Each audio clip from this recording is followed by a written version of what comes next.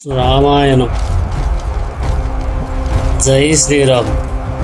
శ్రీరామ రామ రామేతి రమే రామే మనోరమే సహస్రనామ తత్తుల్యం రామనామ వరాననే. అప్పుడు సుగ్రీవుడు వినతుడు అనే వానరాన్ని పిలిచి, వినత, నువ్వు 1,00,000 మంది వానరాలతో బయలుదేరి తూర్పు దిక్కుకి వెళ్ళు. నీకు 1 రోజులు సమయం ఇస్తున్నాను. 1 రోజులలో సీతమ్మ తల్లి జాడ కనిపెట్టాలి. మీరు ఇక్కడ నుండి తూర్పు దిక్కుకు బయలుదేరి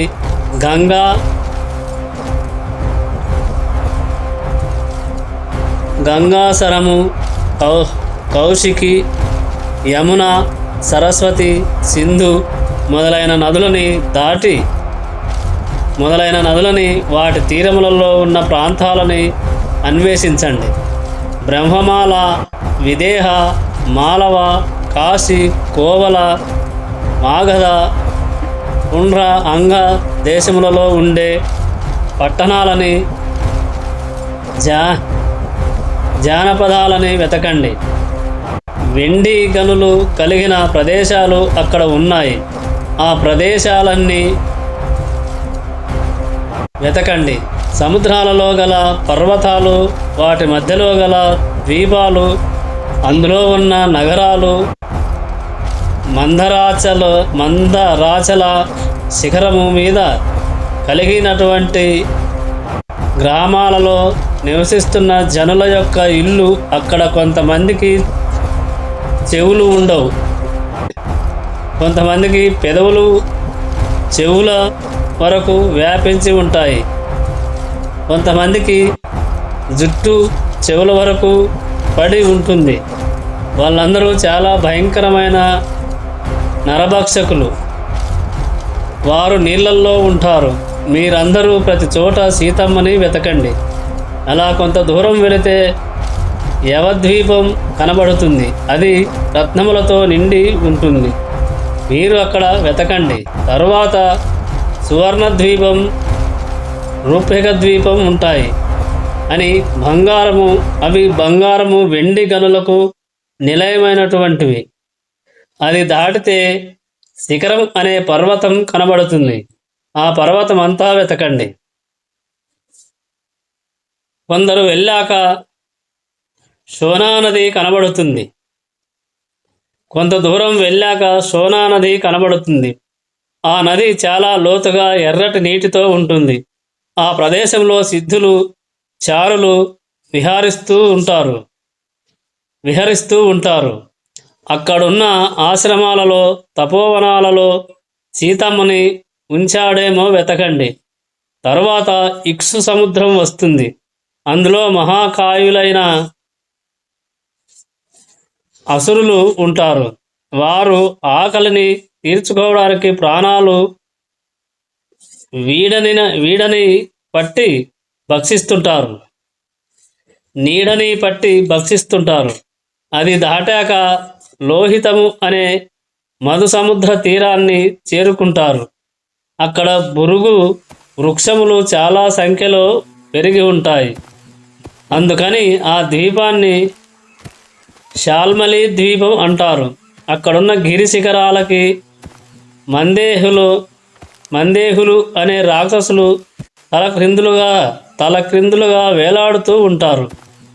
వారు సూర్యుడు ఉదయించే సమయంలో సూర్యుడు ఉదయించకుండా ఆయనని గ్రహించే ప్రయత్నం చేస్తుంటారు. అప్పుడు అక్కడున్న బ్రాహ్మణులు సంధ్యావందనం చేసి ఆర్ధ్యం విడిచిపెడితే ఆ జలముల యొక్క శక్తి చేత, సూర్యుడి శక్తి చేత ఆ మందేహులు అనే రాక్షసులు సముద్రంలో పడిపోతుంటారు. అప్పుడు వారు మళ్ళీ లేచి ఆ పర్వతానికి తలక్రిందులుగా వేలాడుతూ ఉంటారు. ఆ సముద్రం మధ్యలో వృషభం అనే పెద్ద పర్వతం ఉంటుంది. ఆ పర్వతం మీద సుదర్శనం అనే పేరుగల గొప్ప సరోవరం వెండి కాంతులతో విరాజిల్లుతూ ఉంటుంది. దానిని దాటితే క్షీర సముద్రం వస్తుంది. దానిని కూడా దాటితే మధుర జలములు కలిగిన మహాసముద్రం వస్తుంది. అందులో ఔర్యుడు అనే మహాముని యొక్క కోపం బడాగ్నిగా పుట్టి సముద్రంలో ప్రవేశించింది. దానికి హయముఖము అని పేరు. దానిని దాటి ముందుకి ఒక 13 యోజనముల దూరం వెళితే ఒక బంగారు పర్వతం కనబడుతుంది. దానికి జాతరూప శిలము అని పేరు. దాని మీద సర్పాకృతి కలిగిన అనంతుడు నల్లటి బట్టలు ధరించి కూర్చొని ఉంటాడు. ఆయనే ఆదిశేషుడు. ఆయన పక్కనే తాటి చెట్టు ఆకారంలో ధ్వజం పెట్టబడి ఉంది. దాని పక్కనే ఒక వేదిక ఉంది. దానిని దేవతలు నిర్మించారు. మీరు ఆదిశేషుడిని దర్శించి ముందుకి వెళితే బంగారు పర్వతమైన ఉదయాద్రి కనబడుతుంది. ఆ పర్వతం 100 యోజనముల వరకు విస్తరిస్తూ ఆకాశాన్ని తాకుతూ ఉంటుంది. దానిని దాటి వెళితే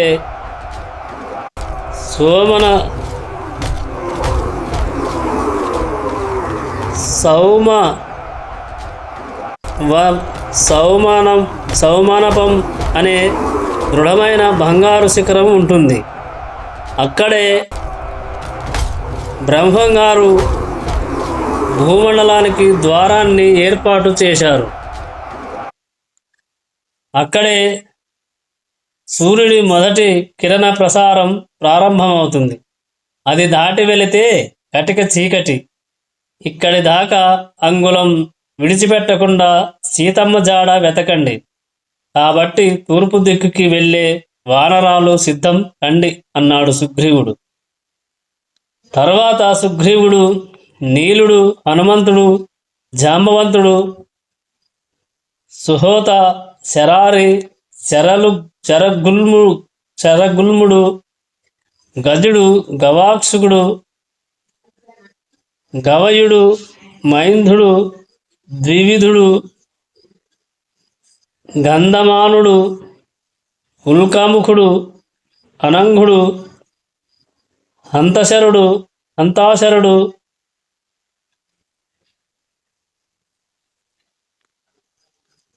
హతాశరుడు మొదలైన వారందరికీ నాయకుడిగా యువరాజైన అంగదుడు బయలుదేరి దక్షిణ దిక్కుకి వెళ్ళండి. మీతో పాటు కొన్ని లక్షల వానరాలని తీసుకువెళ్ళండి. 1000 శిఖరములు కలిగిన వింధ్య పర్వతానికి వెళ్ళి ఆ పర్వతం అంతా వెతకండి. గోదావరి నది, కృష్ణవేణి నదులలో వెతకండి. తర్వాత నర్మదా నదిలో వెతకండి. తర్వాత మేఖల దేశం, ఉత్కల దేశం, దశార్ధ నగరం, అభ్రవంతి, ఆవంతి నగరాలని వెతకండి. విదర్భ, వృష్టిక, మహి, కళింగ, కౌశిక, ఆంధ్ర, పుండ్ర, చోళ, పాండ్య, కేరళ మొదలైన రాజ్యాలన్నీ వెతకండి. కావేరీ నదిని దాటండి. మలయ పర్వత శిఖరం మీద అగస్త్యుడికి విశ్వకర్మ నిర్మించిన గృహం ఉంటుంది. ఆ ప్రాంతాన్ని వెతకండి. తర్వాత ముసళ్ళతో ఉన్న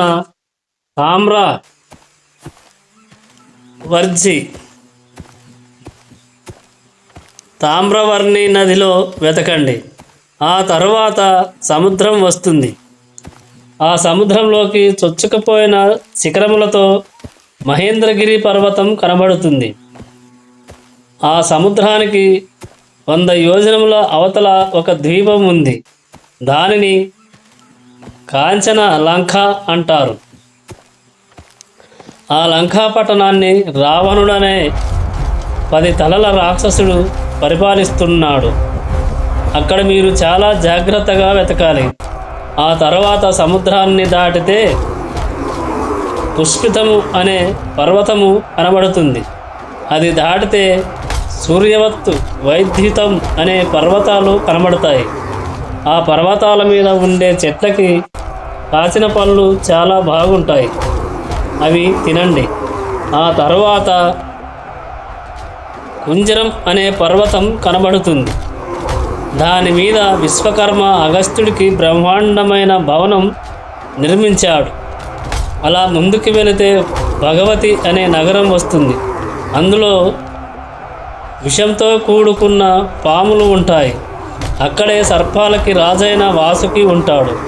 ఆ తరువాత యుద్ధాకారంలో ఉన్న వృషభ పర్వతం కనబడుతుంది. దాని మీద గోశీర్షికం, పద్మకం, హరిశ్యామం అనే 3 రకాల చందనం కనబడుతుంది. ఇవి కాకుండా అగ్నితుల్యం అనే చందనం కూడా ఉంటుంది. కానీ మీరు పొరపాటున కూడా ఆ చందనాన్ని ముట్టుకోకండి. అక్కడ శైలూమడు,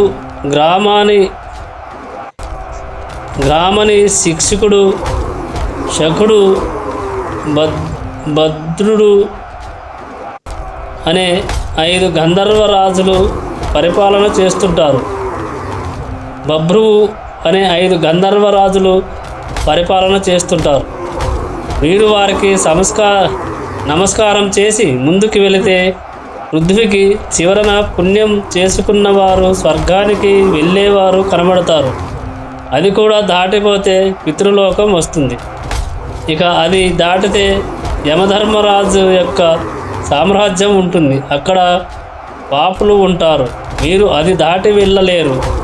దక్షిణ దిక్కున అక్కడి దాకా వెళ్ళి వెతకండి అన్నాడు సుగ్రీవుడు.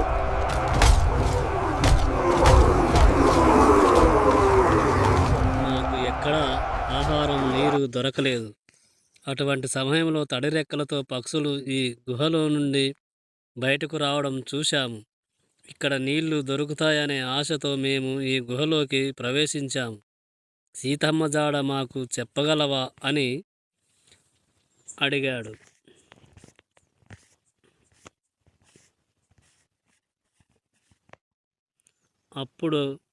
అప్పుడా స్వయంప్రభ ఈ గుహలోకి మృగములు తప్ప మిగిలినవి ఏవన్నా ప్రవేశిస్తే ప్రాణాలతో బయటకి వెళ్ళడం కుదరదు. కానీ మిమ్మల్ని చూస్తే జాలేస్తుంది. అందుకని మీ అందరినీ నా తపశ్శక్తి చేత బయటకు పంపిస్తాను. మీరు కళ్ళు మూసుకొని కళ్ళ మీద చేతులు పెట్టుకోండి అని పలికింది. అప్పుడు ఆ వానరాలు మృదువైన కనురెప్పల్ని మూసి తమ మృదువైన చేతులతో ఆ కన్నులని మూసుకున్నారు. మళ్ళీ ఉత్తర క్షణంలో కనులు తెరిచేసరికి వాళ్ళందరూ వింధ్య పర్వతం మీద ఉన్నారు. ఆ ప్రాంతంలోని చెట్లు పువ్వులతో పండ్లతో శోభిల్లుతుంది. అప్పుడు ఆ స్వయంప్రభ మీరు ఈ గుహలో 4 నెలల పాటు ఉండిపోయారు అని చెప్పి గుహలోకి వెళ్ళిపోయింది.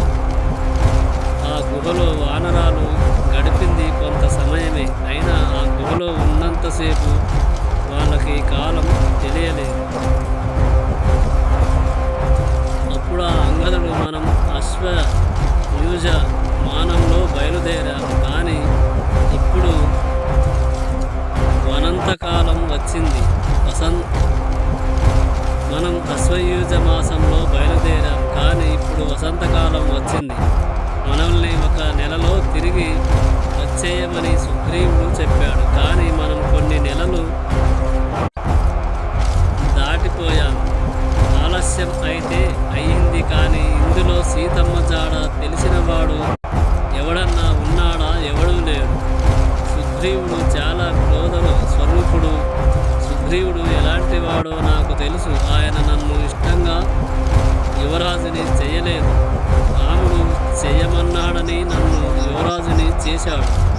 నేనంటే ఆయనకు చాలా కడుపుమంట. ఇప్పుడు నేను వెనక్కి వెళితే శత్రుత్వం తీర్చుకోవడానికి మంచి అవకాశం దొరికిందని మనందరి చుట్టుకలు కత్తిరిస్తాడు. అందుకని మనం అక్కడికి వెళ్ళొద్దు. అక్కడే ప్రయో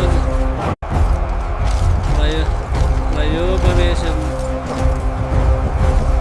దుర్వలని గడ్డిని గడ్డిని దక్షిణ దిక్కుకి ఉండేలా పరుచుకొని తూర్పు దిక్కుకి తిరిగి అచమనం చేసి దాని మీద పడుకుంటారు. అప్పుడు అటుగా వెళుతున్న ఏ ప్రాణి అయినా వాళ్ళని తినవచ్చు.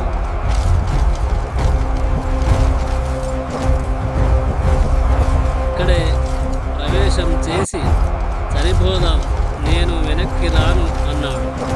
అప్పుడు మిగిలిన వానరాలన్నీ అంగదుడి బాధ చూడలేక కళ్ళు తుడుచుకొని మనము ఇక్కడ ప్రయోపవేశం చేసేద్దాం అన్నాయి. అప్పుడు వాళ్ళలో ఒకడైన తారుడు అన్నాడు, అంగదుడు చెప్పిన మాట నిజమే, మనం ఇక్కడ ప్రాయోపవేశం చేసేసి చనిపోదాం. లేదా నాకు ఒక ఆలోచన వస్తుంది, మనమా స్వయంప్రభ గుహలోకి వెళ్ళిపోదాం. అందులో బోలెడన్ని చెట్లు, ఫలాలు, తేనె ఉన్నాయి. అవి తింటూ మనం అందులో ఉండిపోవచ్చు అన్నాడు. సామధాన భేద దండోపాయములలో ఈ వానరముల మీద సామము కానీ దానము కానీ దండోపాయము కానీ పనికిరాదు. అందుకని వీళ్ళ మీద భేదము అనే ఉపాయమును మాత్రమే ప్రయోగించాలి అని హనుమంతుడు అనుకొని అంగదుడితో, నాయనా అంగద, నువ్వు చాలా గొప్పవాడివి, ఈ రాజ్యభారాన్ని అంతా వహించగలిగిన శక్తి కలిగిన వాడివి. ఇలా కానీ ఇవాళ నీ బుద్ధి అందు చిన్న వైక్లవ్యం కనిపిస్తుంది. నువ్వు ప్రాయోపవేశం చేస్తాను, లేకపోతే ఈ గుహలోకి వెళ్ళిపోతాను అంటున్నావు. నీతో పాటు ఈ మిగిలిన వానరాలు కూడా అలాగే చేస్తామంటున్నాయి. కానీ జరగబోయే పరిణామం ఎలా ఉంటుందో నేను చెబుతాను, నువ్వు కొంచెం ఆలోచించుకో, ఆ తర్వాత నిర్ణయం తీసుకో. ఒకవేళ మీరందరూ ఈ గుహలోకి వెళ్ళిపోయినా మీతో నేను రాను. జాంబవంతుడు రాడు, నీలుడు రాడు, సుహోత్రుడు రాడు. 1000 పిడుగుల శక్తితో సమానమైన బాణములు లక్ష్మణుడి దగ్గర చాలా ఉన్నాయి. ఒకవేళ మీరు గుహలోకి వెళ్ళిన లక్ష్మణుడి బాణాలు ఈ గుహని ముక్కలు చేస్తాయి.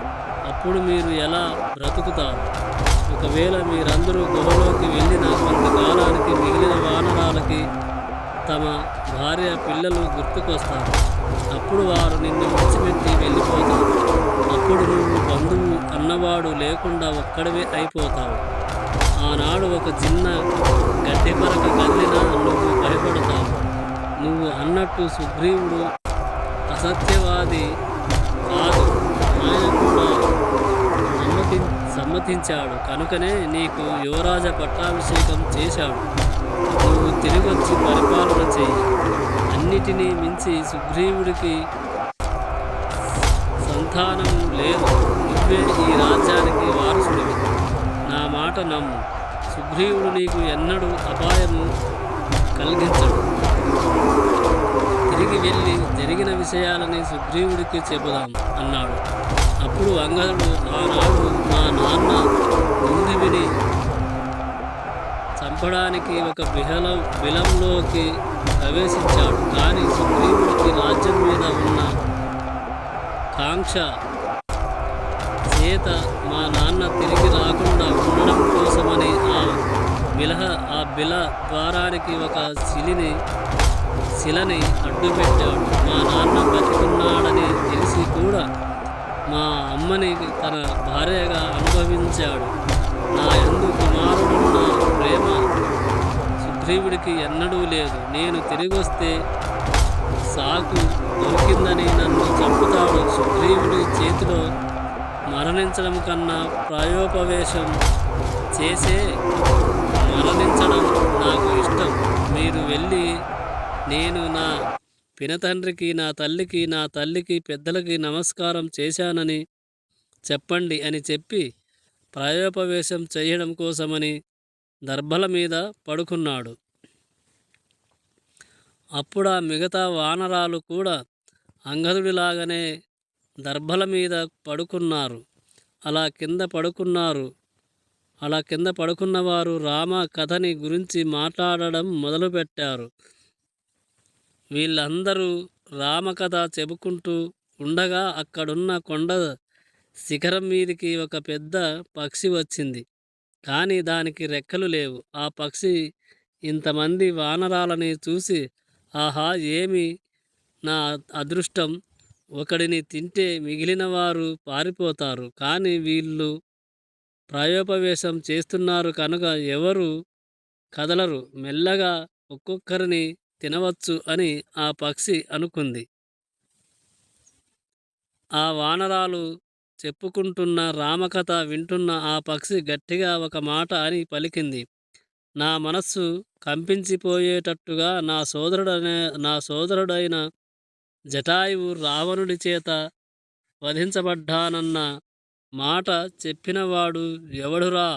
ఇక్కడ అసలు నా తమ్ముడు అక్కడికి ఎందుకు వెళ్ళాడు? దశరథ మహారాజు జటాయువుకి స్నేహితుడు. దశరథుడు ఏ కారణం చేత మరణించాడు? నా రెక్కలు కాలిపోయాయి. నా అంతట నేను మీ దగ్గర కూర్చోలేను. ఎవరన్నా వచ్చి నన్ను దించండిరా అని పలికింది. కానీ కింద పడుకున్న వానరాలు ఒక్కరితో ఒకరు, అదంతా ఒట్టిదే, మనల్ని తినేయడానికి అలా అంటుంది. మనం అక్కడికి వెళితే అది మనల్ని తినేస్తుంది అన్నారు. వాళ్ళల్లో ఒకడు అన్నాడు, అది మనల్ని నిజంగా చంపేసిందే అనుకో.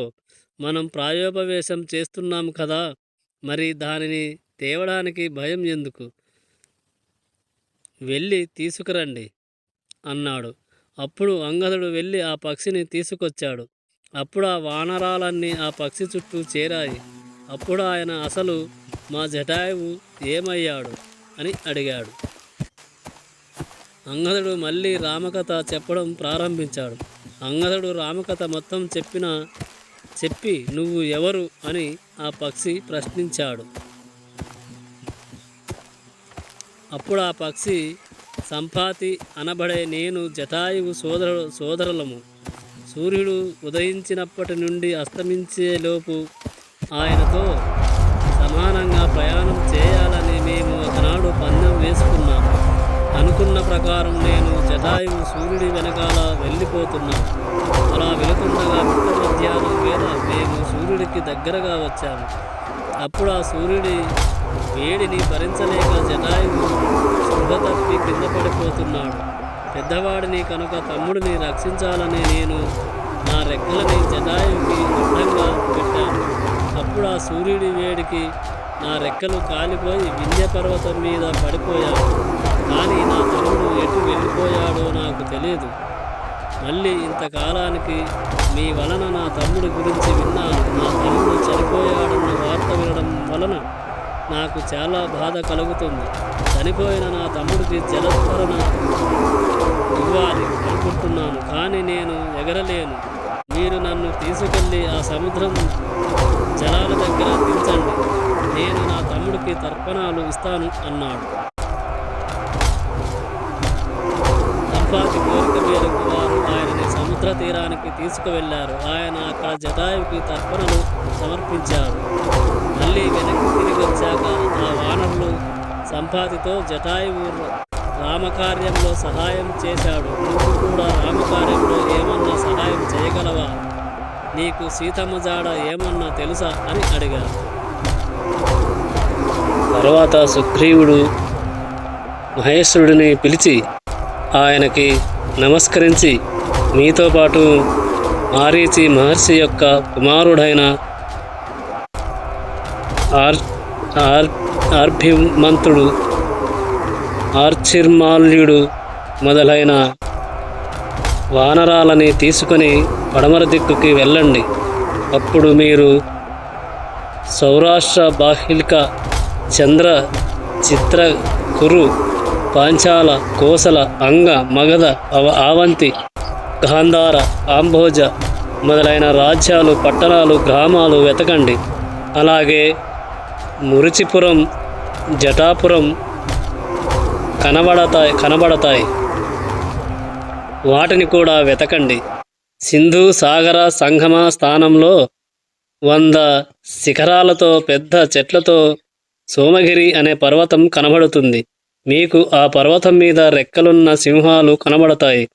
అవి ఏనుగుల్ని ఎత్తుకుపోతుంటాయి. సముద్రంలోని తిమింగలాల్ని ఎత్తుకుపోతుంటాయి. అక్కడ సముద్రంలో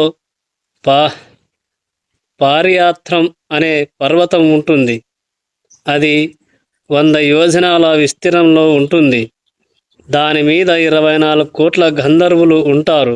వాళ్ళకి నమస్కారం చేసి ముందుకి వెళ్ళండి. అప్పుడు మీకు 100 యోజనాల ఎత్తున వజ్రం పర్వతం కనబడుతుంది. సముద్రంలో 4వ వంతు భాగంలో చక్రవంతం అనే పర్వతం ఉంటుంది. దాని మీద విశ్వకర్మ 1000 అంచుల చక్రాన్ని నిర్మించాడు. ఆ చక్రాన్ని ఎవరు తీసుకోకుండా చేస్తున్న హయగ్రీవుడు అనే రాక్షసుడిని శ్రీ మహావిష్ణువు చంపి ఆ చక్రాన్ని తీసుకున్నారు. అలాగే పంచజనుడు అనే మరొక రాక్షసుడిని చంపి శంఖాన్ని తీసుకున్నారు. అక్కడ నుండి ముందుకి వెళితే మీకు ప్రాక్ జ్యోతిపురం అనే ప్రాంతం కనబడుతుంది. దానిని నరకాసురుడు పరిపాలిస్తున్నాడు. దాని తర్వాత సవర్ణ అనే పర్వతం కనబడుతుంది. ఆ పర్వతాల మీద ఏనుగులు, పందులు, పులులు, సింహాలు పెద్ద పెద్దగా అరుస్తూ ఉంటాయి. అది కూడా దాటిపోతే మేఘనం అనే పర్వతం కనబడుతుంది. ఈ పర్వతం మీదనే ఇంద్రుడు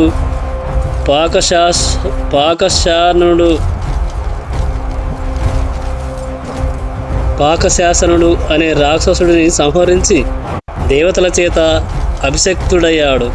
ఆ తర్వాత 60,000 బంగారు పర్వతాలు కనబడతాయి. వాటి మధ్యలో మేరు పర్వతం ఉంటుంది. ఆ పర్వత శిఖరం మీద ఉన్న ఏ వస్తువునైనా బంగారంలా మెరిసిపోతుంది. ఈ మేరు పర్వతం నుండి అస్తమం పర్వతం 10,000 యోజనాల దూరంలో ఉంటుంది. ఇంత దూరాన్ని సూర్యభగవానుడు ముహూర్తంలో దాటి వెళ్ళిపోతాడు. అక్కడే విశ్వకర్మ చేత నిర్మింపబడ్డ భవనంలో పాశము పట్టుకొని ఉన్న వరుణుడు నివసిస్తూ ఉంటాడు. అక్కడి నుండి ముందుకు వెళ్ళాక బ్రహ్మగారితో సమానమైన మేరు సావర్ణి అనే మహర్షి కనబడతాడు. ఆయనకి నమస్కారం చేసి సీతమ్మ ఎక్కడుంది అని అడగండి. ఇక అక్కడి నుండి ముందుకి వెళ్ళడం కష్టం, కావున మీరందరూ అక్కడి దాకా వెతికి రండి అన్నాడు సుగ్రీవుడు. తరువాత ఆయన శతబలి అనే వానరుడిని పిలిచి, శతబలి, నువ్వు 1,00,000 వానరములతో కలిసి ఉత్తర దిక్కుకి వెళ్ళు. నువ్వు మ్లేచ్ఛ, పులింద, సురసేన, ప్రస్థల, భరత, కురు, మద్రక, కాంబోజ, యవన, శఖ, కౌరవ మొదలైన ప్రాంతములలో వెతకండి. ఆ తరువాత సుదర్శన పర్వతాన్ని, దేవసక పర్వతాన్ని వెతకండి. ఆ తర్వాత 100 యోజనాల విస్తీర్ణమైన ప్రదేశం ఉంటుంది. ఆ తరువాత విశ్వకర్మ నిర్మితమైన తెల్లటి భవనంలో యక్షుకులకు రాజైన కుబేరుడు నివసిస్తూ ఉంటాడు. అక్కడున్న క్రౌంచ పర్వతానికి ఒక కన్నం ఉంటుంది. అందులో నుండి దూరి అవతలి వైపుకి వెళ్ళండి. అప్పుడు మీకు మైనాక పర్వతం కనబడుతుంది. అక్కడికి కింపురుష స్త్రీలు నివాసం చేస్తుంటారు. మయుడు అక్కడే నివాసం ఉంటాడు. అక్కడే మీకు సిద్ధుల, వైఖానమల, కిల్లుల ఆశ్రమాలు కనబడతాయి. అది కూడా దాటితే వైఖానన సరస్సు కనబడుతుంది. అందులో కుబేరుడి వాహనమైన సార్వభౌమము అనే ఏనుగు ఆడ ఏనుగుతో ఆడ ఏనుగులతో కలిసి స్నానం చేస్తుంది. ఆ తరువాత ఆకాశం ఒక్కటే ఉంటుంది. భయపడకుండా అది కూడా దాటితే శైలోదకం అనే నది వస్తుంది. ఆ నదికి అటు ఇటు కీచకములు అనే వేదుళ్ళు ఉంటాయి. ఆ వెదుళ్ళ మీద ఋషులు అటు ఇటు దాటుతుంటారు. అక్కడి నుండి ముందుకి వెళితే సిద్ధపురుషుడు కనబడతాడు. అది కూడా దాటితే పుణ్యాత్ములకు నివాసమైన ఉత్తర కురు దేశం కనబడుతుంది. అక్కడ ఎన్నో వేల నదులు ప్రవహిస్తుంటాయి. అన్ని నదులలోనూ వెండి పద్మాలు ఉంటాయి. వాటి నుండి రజస్సు నీళ్ళల్లో పడుతూ ఉంటుంది. అందువలన ఆ నీరు సువాసనలు వెదజల్లుతుంటుంది. అక్కడ విచిత్రమైన చెట్లుంటాయి. ఆ చెట్ల కింద నిలుచొని ఒక కోరిక కోరితే ఆ కోరికలకి సంబంధించినది ఆ చెట్టుకి వస్తుంది. అక్కడ నుండి ముందుకు వెళితే మీకు సంగీత ధ్వనులు వినబడతాయి. అక్కడ ఎందరో సంతోషంగా తపస్సు చేసుకుంటూ తిరుగుతూ ఉంటారు. అక్కడికి వెళ్ళాక మీకు దుఃఖం అన్నది ఉండదు. అది దాటిపోతే ఉత్తర సముద్రం కనబడుతుంది. ఆ సముద్రం మధ్యలో సోమగిరి అనే పర్వతం ఉంటుంది. సూర్యుడు లేకపోయినా ఆ పర్వతం ప్రకాశిస్తూ ఉంటుంది. అది కూడా దాటి వెళితే ఒక పర్వతం మీద బ్రహ్మాండమైన రమ్యమైన మందిరం కనబడుతుంది. అక్కడ శంకరుడు 11 రుద్రులుగా వచ్చి కూర్చుంటాడు. ఆ పక్కనే బ్రహ్మంగారు వేదాన్ని బ్రహ్మర్షులకి చెప్తూ ఉంటాడు. ఇక అది దాటి ఏ ప్రాణి వెళ్ళలేదు. మీరు అక్కడి దాకా వెళ్ళి సీతమ్మని వెతకండి. 1 నెల సమయంలో సీతమ్మ జాడ కనిపెట్టండి అని చెప్పాడు సుగ్రీవుడు. తర్వాత సుగ్రీవుడు హనుమంతుడితో హనుమా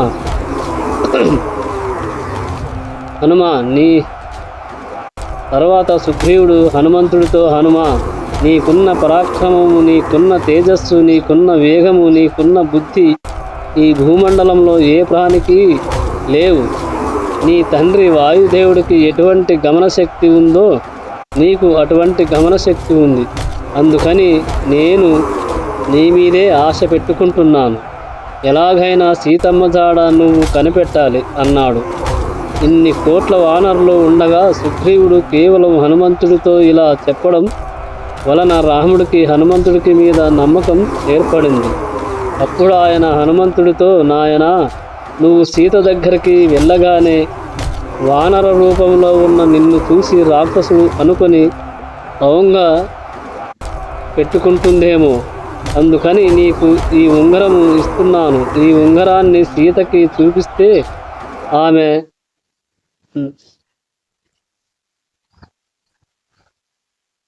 సమాస్వానం చేసి పొందుతుంది అని హనుమంతుడికి రాముడు తన ఉంగరాన్ని ఇచ్చాడు. సుగ్రీవుడు తన వానర సేనలో శ్రేష్ఠులైన వారితో ప్రత్యేకముగా మాట్లాడి దక్షిణ దిక్కుకు వెళ్ళవలసినదిగా నిర్ణయించగా, వారిలో స్వామి హనుమ సీతమ్మ కనబడితే ఇవ్వడానికి అదైన అభిజ్ఞానము కోరగా రామయ్య తన ఉంగరమును ఇచ్చుట.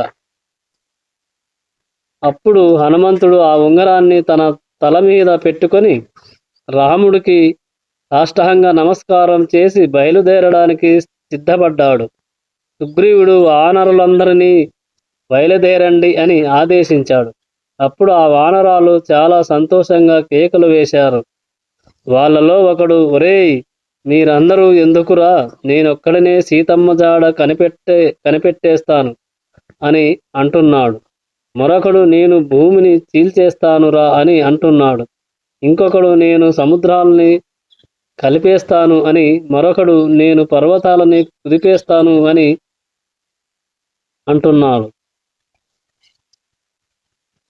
నేను వెళ్ళిన త్రోవలో ఇక చెట్లు ఉండవు, నా తొడల వేగానికి విరిచేస్తానురా అని ఒకడు అంటున్నాడు. మీరందరూ విశ్రాంతి తీసుకోండి. ఆ 10 తలల పురుగుని తీసుకొని వచ్చి రాముడి పాదాల దగ్గర పడేస్తాను అని ఒకడు అంటున్నాడు. అలా అందరూ తొడలు కొట్టుకుంటూ తోకలకి ముద్దులు పెట్టుకుంటూ పైకి కిందికి ఎగురుతూ సంతోషపడిపోతున్నారు. అలా అందరూ సుగ్రీవుడి ఆజ్ఞ ప్రకారం వాళ్ళు దిక్కులకి వెళ్ళిపోయారు. అప్పుడు రాముడు సుగ్రీవుడితో, ఇన్ని దిక్కులలో ఉన్న విశేషాలు నీకు ఎలా తెలుసయ్యా సుగ్రీవా అన్నాడు. సుగ్రీవుడు అన్నాడు, నన్ను చంపుతానని వాలి వెంటబడితే ఈ భూమి చుట్టూ తిరిగాను. ఇవన్నీ అప్పుడు చూశాను. నేను ఎక్కడికి వెళ్ళినా వాలి నా వెంటబడ్డాడు. ఆఖరికి హనుమంతుడు వాలికి ఉన్న శాపం గురించి చెబితే అప్పుడు ఋష్యమూక పర్వతం మీద కూర్చున్నాను అన్నాడు. అలా వానరాలన్నీ 4 దిక్కులకి వెళ్ళడం వలన రాముడు, లక్ష్మణుడు, సుగ్రీవుడు సంతోషించారు.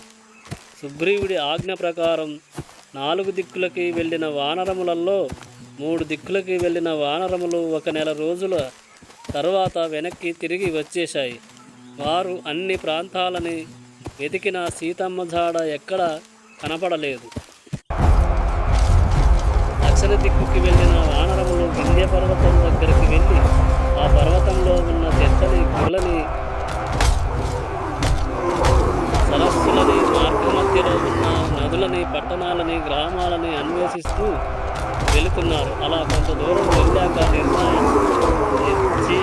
నిర్జనమైన అరణ్యానికి చేరుకున్నారు. అక్కడ చెట్లకి ఒక పండు లేదు, ఆకులు లేవు, ఒక జంతువు కూడా కనపడడం లేదు. అక్కడ తినడానికి కనీసం మూలములు కూడా కనబడలేదు. ఒకప్పుడు పండు అనే మహర్షి ఆ అరణ్య ప్రాంతంలో ఉండేవారు. ఆయన తపశక్తి దేవతలు కూడా భయపడేవారు. అటువంటి సమయంలో పండువ మహర్షి కుమారుడు ఈ అరణ్యంలో శరీరాన్ని విడిచిపెట్టాడు. అప్పుడు కండవ మహర్షి ఈ అరణ్యం పట్ల ఒక రకమైన భేదం ఏర్పడి ఈ అరణ్యంలో మనుషులు కానీ, పక్షులు కానీ, చెట్లు కానీ, జంతువులు కానీ ఏమీ ఉండవు అని చెప్పించారు. వారు ఆ అరణ్యాన్ని దాటి ముందుకు వెళ్ళగా ఒక గుహ నుండి భయంకరమైన ఆకారం కలిగిన రాక్షసుడు బయటికి వచ్చి వానరాల మీదికి పరుగులు తీశాడు. ఆ రాక్షసుడిని చూసి దేవతలు కూడా భయపడతారు.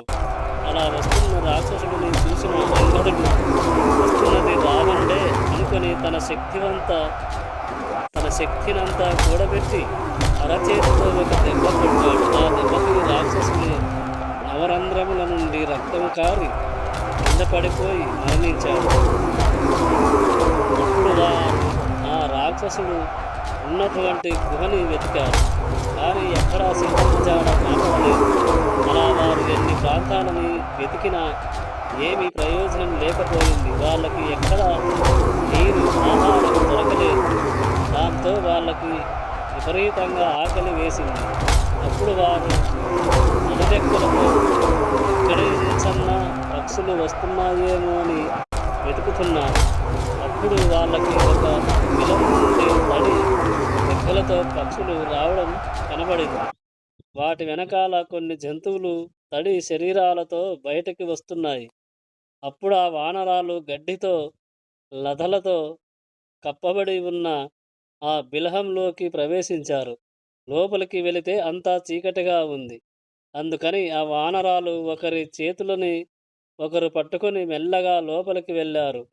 తీరా లోపలికి వెళ్ళి చూస్తే అక్కడ లేని వృక్షం లేదు, అక్కడ లేని లత లేదు. చెట్లన్నీ పండ్లతో, పుష్పాలతో పరమ శోభితంగా ఉన్నాయి. ఆ చెట్లకి పెద్ద పెద్ద తేనె పట్లు ఉన్నాయి. అక్కడున్న సరోవరాలలో బంగారంతో చేయబడ్డ తామర పువ్వులు వికసించి ఉన్నాయి. ఆ బంగారు పువ్వు నుండి పడిన పుప్పొడి చేత ఆ సరస్సులలోని నీరు చాలా తీయగా ఉంది.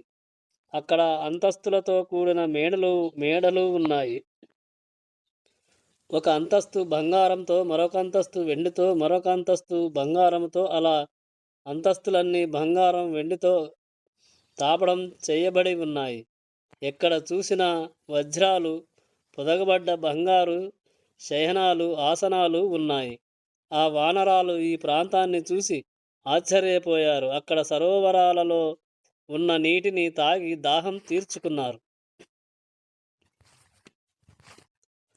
అప్పుడు వాళ్ళకి కొద్ది దూరంలోనే ఒక స్త్రీ కనబడింది. ఆ స్త్రీ కృష్ణా జీనం కట్టుకొని, నారచీర కట్టుకొని, తేజస్సుతో, తపోశక్తితో మెరిసిపోతూ ఉంది. ఆ తల్లి దగ్గరికి ఈ వానరాలు వెళ్ళి నమస్కరించి, మాకు చాలా ఆశ్చర్యంగా ఉంది. బయట నుండి చూస్తే చిన్న బిలంలా ఉంది. లోపలికి వస్తే ఇంత అద్భుతంగా ఉంది. అసలు ఈ గుహ ఎవరిది? ఈ మేడలు ఎవరివి? మాకు చాలా చిత్రంగా ఉంది అన్నారు. అప్పుడు ఆ స్త్రీ, పూర్వం దానవరాజు దగ్గర మయుడనే శిల్పి ఉండేవాడు. ఆ మయుడికి అనేక మాయాశక్తులు ఉన్నాయి. ఆయన బంగారంతో ఈ ప్రాంతాన్ని నిర్మించాడు. ఆ మయుడు బ్రహ్మని ఆ మయుడు బ్రహ్మని గూర్చి 1000 సంవత్సరములు తపస్సు చేశాడు. మయుడి తపస్సుకి ప్రీతి చెందిన బ్రహ్మదేవుడు ఆయనకి విశేషమైన వరాలని ఇచ్చాడు. తదనంతరం శుక్రాచార్యుల యొక్క ధనమంతా తీసుకొని వచ్చి మయుడికి ఇచ్చారు. కానీ ఆ మయుడు హేమ అనే అప్సరస స్త్రీ యందు మనస్సు పెట్టుకున్నాడని తెలిసి ఇంద్రుడు ఆయనని తన వజ్రాయుధంతో సంహరించాడు. మయుడు హేమ అనే అప్సరస స్త్రీ యందు మనస్సు పెట్టుకున్నాడు కనుక ఈ గుహలో ఉన్న సమస్త ఐశ్వర్యము కూడా హేమకి చెందుతుందని బ్రహ్మంగారు తీర్పు ఇచ్చారు. అప్పుడు ఆ హేమ ఈ ఐశ్వర్యానికి కాపలాగా ఉండడానికి నన్ను నియమించింది. నేను మెరుసా వర్చి యొక్క కుమార్తెని. నా పేరు స్వయంప్రభ. నాకు స్నేహితురాలైన హేమ నృత్యమునందు, సంగీతమునందు ప్రావీణ్యం కలిగిన స్త్రీ. ఆమె నన్ను పిలిచి ఈ ఐశ్వర్యాన్ని, గుహని కాపాడమని అడిగింది. హేమము స్నేహము మీద ఉన్న అనురక్తి చేత నేను ఈ గుహని కాపాడుతూ ఉంటాను. మిమ్మల్ని చూస్తుంటే బాగా అలసిపోయినట్టున్నారు కనుక మీకు కావలసిన కందమూలాలని, ఫలాలని ఆరగించండి. నీళ్లు, తేనె కావలసినంత తాగి విశ్రాంతి తీసుకోండి. విశ్రమించిన తరువాత మీరు ఎవరో, ఇక్కడికి ఎందుకు వచ్చారో నాకు చెప్పండి అని పలికింది. అప్పుడు ఆ వానరాలు కడుపు నిండా కావలసిన పదార్థాలని తిని విశ్రమించారు. అప్పుడు హనుమంతుడు స్వయం ప్రభతో దశరథ మహారాజు కుమారుడైన రాముడు తండ్రికి ఇచ్చిన మాట ప్రకారం తన భార్య అయిన సీతమ్మతో, తమ్ముడైన లక్ష్మణుడితో కలిసి అరణ్యవాసానికి వచ్చాడు. కానీ సీతమ్మని రావణాసురుడనే రాక్షసుడు అపహరించాడు. అపహరించబడ్డ సీతమ్మని వెతుకుతూ వారు కిష్కింధకి చేరుకున్నారు. అక్కడ వారు సుగ్రీవుడితో మైత్రి కుదుర్చుకున్నారు. సుగ్రీవుడు రాముడికి ఇచ్చిన మాట నిలబెట్టుకోవడం కోసం 4 దిక్కులకి వానరాలని పంపించాడు. సీతమ్మని వెతకడం కోసం దక్షిణ దిక్కుకి యువరాజైన అంగదుడి నాయకత్వంలో వచ్చిన వానర సమూహంలో నేను ఒకడిని. నన్ను హనుమ అంటారు. సీతమ్మ జాడ కనిపెట్టడం కోసం వెతుకుతున్న మాకు ఎక్కడ ఆహారం, నీరు దొరకలేదు. అటువంటి సమయంలో తడిరెక్కలతో పక్షులు నేను వింధ్య పర్వత శిఖరం మీద రెక్కలు కాలిపోయి పడినప్పుడు 6 రోజుల పాటు స్పృహ లేకుండా ఉన్నాను. 6 రోజుల తర్వాత తెలివొచ్చింది. నా తమ్ముడు ఎటో ఎగిరిపోయాడు. నాకేమో రెక్కలు కాలిపోయాయి. అందుకని ఆ పర్వతం మీద నుండి కిందకి దూకి మరణిద్దాం అనుకున్నాను. కానీ ఇంతలో ఒక ఆలోచన వచ్చింది. మా ఇద్దరికి రెక్కలు ఉన్న రోజుల్లో నేను నా తమ్ముడు కామరూపములు కాబట్టి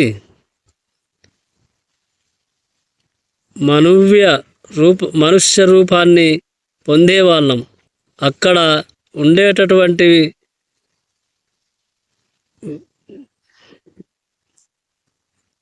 నిశాఖార మహర్షి పాదములకు నమస్కారం చేస్తుండేవాళ్ళం. అందుకని ఒక్కసారి ఆ మహర్షి పాదాలకి నమస్కరించి ప్రాణాలు విడిచిపెడదాం అనుకుని మెల్లగా దేకుతూ ఆ మహర్షి ఉండే ఆశ్రమానికి వచ్చాను. అప్పుడు ఆ మహర్షి స్నానం చేసి వెళుతుంటే ఎలా ఉందంటే అభిషేకం చేయబడ్డ బ్రహ్మంగారు వెతుకుతున్నట్లు ఉన్నారు. బ్రహ్మంగారి చుట్టూ ప్రాణులన్నీ ఎలా చేరుతాయో అలా నిశాఖార మహర్షి స్నానం చేసి వెళుతుంటే ఆయన చుట్టూ ఎలుగుబంట్లు, పులులు, సింహాలు, పాములు చేరి ఉన్నాయి. ఆయన లోపలికి వెళ్ళగానే ఆ మృగాలన్నీ వెళ్ళిపోయాయి. తరువాత ఆయన బయటకి వచ్చి నన్ను చూసి, నిన్ను చాలా కాలం నుండి చూస్తున్నాను. నువ్వు నీ తమ్ముడు వచ్చి నాకు నమస్కారం చేసేవారు కదా, నువ్వు రెక్కలు కాలిపోయి ఇలా ఉన్నావేంటి అని అడిగారు. అప్పుడు నేను జరిగిన కథంతా చెప్పాను. అప్పుడు ఆయన అన్నాడు, సంపాతి, బెంగ పెట్టుకోకు. భవిష్యత్తులో నీ వలన ఒక మహత్కార్యం జరగవలసి ఉంది. నువ్వు కొంతకాలానికి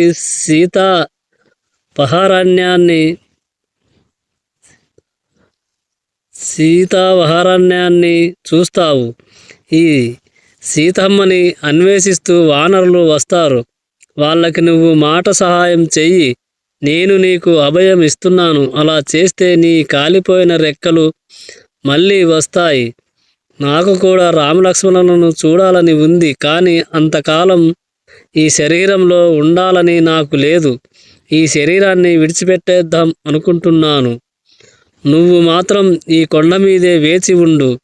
నీకు ఇంకొక విషయం చెబుతాను. సీతమ్మని అపహరించిన తరువాత ఆమెని వశం చేసుకుందామని రావణుడు తన అంతఃపురం చూపిస్తాడు.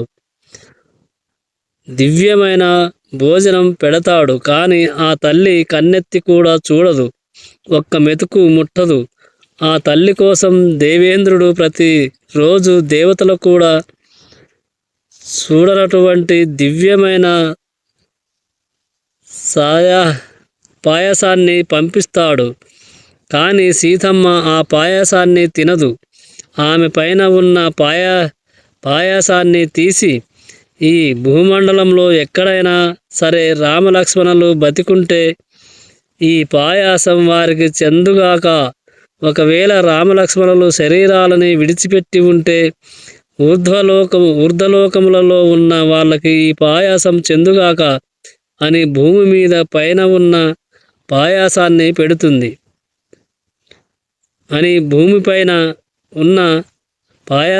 పెడుతుంది. ఆ సీతమ్మ తిన్న అన్నం రావణుడు పెట్టినది కాదు. ఈ విషయాన్ని ఆ వానరులు వచ్చాక వాళ్ళకి చెప్పు అని ఆనాడు నిశాఖార మహర్షి చెప్పారు. అందుకని కొన్ని వేల సంవత్సరముల నుండి ఇలా బతికి ఉన్నాను. సంపాతి ఈ మాటలని వానరాలకి చెప్పగానే కాలిపోయిన ఆయన రెక్కలు మళ్ళీ పుట్టాయి. అప్పుడు ఆయన తన ఎర్రటి రెక్కలని అటు ఇటు ఊపి చూసుకున్నాడు. ఆనందంతో ఆ సంపాతి ఆకాశంలోకి ఎగిరిపోయాడు. ఇంకా అక్కడున్న వానరాలకి ఇది చూడగానే చాలా సంతోషం వేసింది. సముద్రాన్ని దాటుదామని వాళ్ళందరూ కలిసి సముద్రం యొక్క ఉత్తర తీరానికి చేరుకున్నారు. అప్పుడు వారు అనుకున్నారు, ఈ 100 యోజనముల సముద్రాన్ని దాటి అవలి ఒడ్డుకు వెళ్ళగలిగిన వాడు ఎవడు, మిగిలిన వానర జాతికి ఎవడు ప్రాణ ప్రదానం చేయగలిగిన వాడు. ఈ సముద్రం దగ్గర నిలబడిపోయిన వానరాలు సంతోషంగా తిరిగి వెళ్ళి తమ భార్య పిల్లల్ని చూసేటట్టు చేయగలిగిన వాడు ఎవడు, ఎవరి వలన ఈ కార్యం జరుగుతుంది, ఎవరు అంతటి సమర్థుడు అని అడిగారు. అప్పుడు శరభుడు లేచి, నేను 30 యోజనములు వెళతాను అన్నాడు. అలాగే ఋషుడు 40 యోజనములు వెళతాను అన్నాడు. గంధమాదనుడు 50 యోజనములు, 60, ద్వివిధుడు 70, సుసేనుడు 80. అప్పుడు జాంబవంతుడు లేచి అన్నాడు, నేను యవ్వనంలో ఉన్నప్పుడు చాలా బలంగా ఉండేవాడిని. పరమేశ్వరుడి త్రివిక్రమ అవతారంతో వామన అవతారంతో పెరిగిపోతుంటే నేను ఆయనకి 21 సార్లు ప్రదక్షిణ చేశాను. కానీ ఇప్పుడు నేను ముసలివాడిని అయిపోయాను. నేను ఇప్పుడు 90 యోజనాలు ఎగరగలను అన్నాడు. అప్పుడు అంగదుడు అన్నాడు, నేను 100 యోజనాలు వెళ్ళగలను కానీ తిరిగి మళ్ళీ ఈ 100 యోజనాలు రాలేను అన్నాడు.